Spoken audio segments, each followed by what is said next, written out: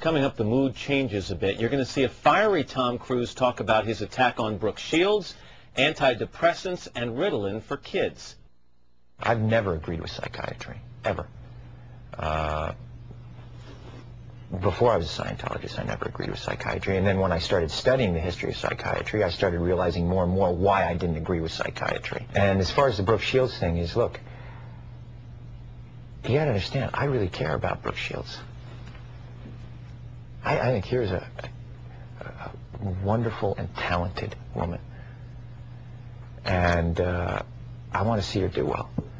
And I know that psychiatry is a pseudoscience. But Tom, if she said that this particular thing helped her feel better, whether it was the antidepressant or going to a counselor or a psychiatrist, isn't that enough? Matt, you have to understand this. Here we are today, where I talk out against drugs and psychiatric abuses of electric shocking people, okay, against their will, of drugging children with them not knowing the effects of these drugs. Do you know what Adderall is? Do you know Ritalin? Do you know now that Ritalin is a street drug? Do you understand that? The difference is this was not against her will, though. Matt, I'm asking you a question. Matt, I'm asking you a question. I understand there's abuse of all of these things. No, you see, here's the problem. You don't know the history of psychiatry. I do.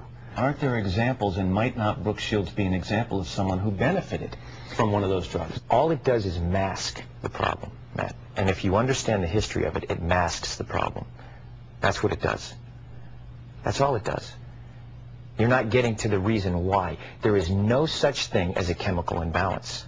So postpartum depression to you is Matt, kind of a little psychological gobbledygook? No, I did not say that. I'm just asking what would you call it? Matt, that is the now you're talking about two different things. But that's what she went on the antidepressant for.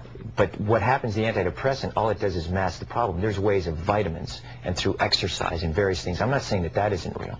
That's not what I'm saying. That's an alteration of what I'm saying. I'm saying that drugs aren't the answer, that these drugs are very dangerous. They're mind-altering drugs. And there are ways of doing it without that so that we don't end up in a brave new world. The thing that I'm saying about Brooke is that there's misinformation, okay? And she doesn't understand the history of psychiatry. She doesn't understand in the same way that you don't understand it, man. Do you examine the possibility that these things do work for some people? That yes, there are abuses, and yes, maybe they've gone too far in certain areas. Maybe there are too many kids on Ritalin. Maybe electric shock is... kids on Ritalin, Matt. I'm just saying, but aren't there examples where it works? Matt, you don't even... You're glib.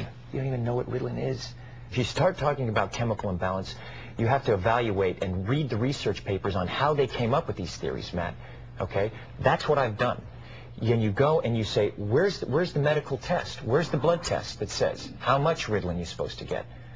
It's very impressive to listen to you because clearly you've done the homework and you know the subject. And you should. And you should do that also because just knowing people who are on Ritalin isn't enough. You should be a little bit more responsible in knowing I'm not prescribing Ritalin, Tom, and I'm not asking anyone else to do it. Well, you are. You're saying no. I know some people who seem to have been helped by it. But you're saying, this is a very important issue.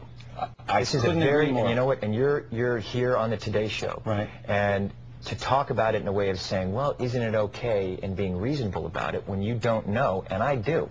I think that you should be a little bit more responsible in knowing what it is, because you communicate to people. But you're all Matt, in the end all. Matt, but here's the point: what is an ideal scene in life? Okay.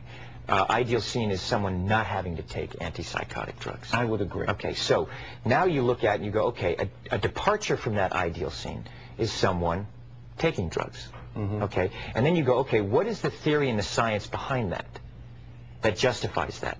Look, if I want to know something, I go and find out, because I don't talk about things that I don't understand. I'll say, you know what?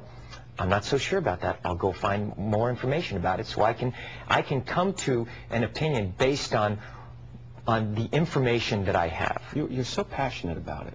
And I'm passionate about learning. I'm passionate about life, Matt.